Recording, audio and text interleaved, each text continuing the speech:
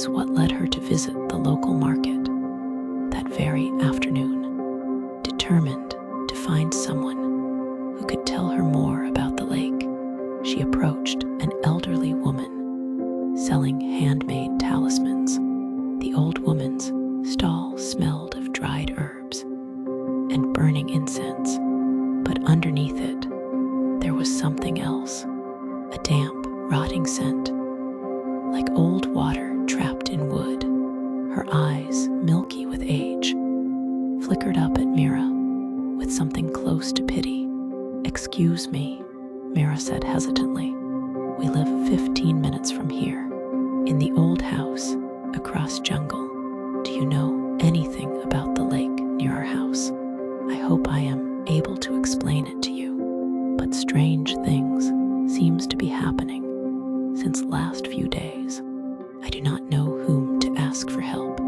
Could you help me?" The woman's wrinkled face darkened. She looked around, as if to ensure no one was listening, before speaking in hushed tones. She murmured, "The weeping woman." Meera's throat tightened. She had heard of that legend, a woman who was betrayed by her husband's infidelity and had drowned her children in a fit of rage.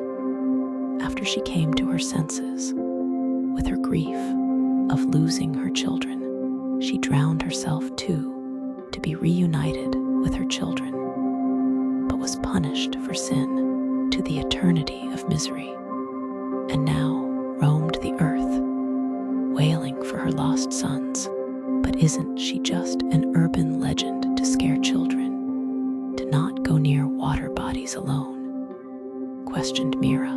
The woman's fingers twitched as she reached beneath the stall, pulling out a necklace strung with jagged obsidian stones. The moment she placed it in Meera's palm, the temperature seemed to drop. The woman continued in her broken English, her gaze locking onto Meera's belly.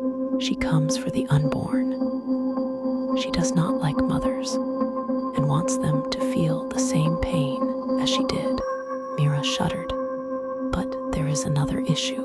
There are 2 little girls in the jungle, all alone. They're not spirits. They're real. I have touched them. However, when I offered them home, they refused and ran away.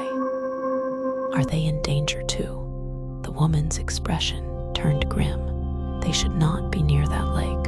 With that, the old woman turned her back towards Meera and went inside the shop, putting a "We are closed" signboard. Meera clutched the charm tightly and rushed home. But the moment she stepped inside, she felt the change. The air felt heavy, suffocating. She called for Aditya, but only silence greeted her. Strange, Aditya was not supposed to join until 2 days from now.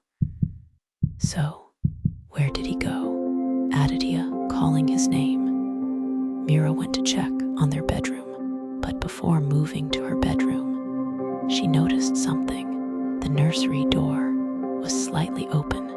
Heart pounding, she stepped inside. The scent of something damp and decayed immediately filled her nostrils. The room was a mess. The blue walls were now covered in dark red handprints. Some were tiny, like a child's, but others were long and clawed. The crib had been overturned, and in the middle of the room stood the twins, their black eyes gleaming. But before she could say something to scold the twins, they said in unison, "She's coming," they whispered. "She's coming for him." And when Meera looked at their eyes this time, she understood one thing. The twins were not warning her with fear, but with urgency. Their fingers trembled as they reached for her hands. "We can protect you," one of them said, voice barely above a breath, "but you have to trust us." Suddenly, the door slammed shut behind her, and a blood-curdling scream erupted from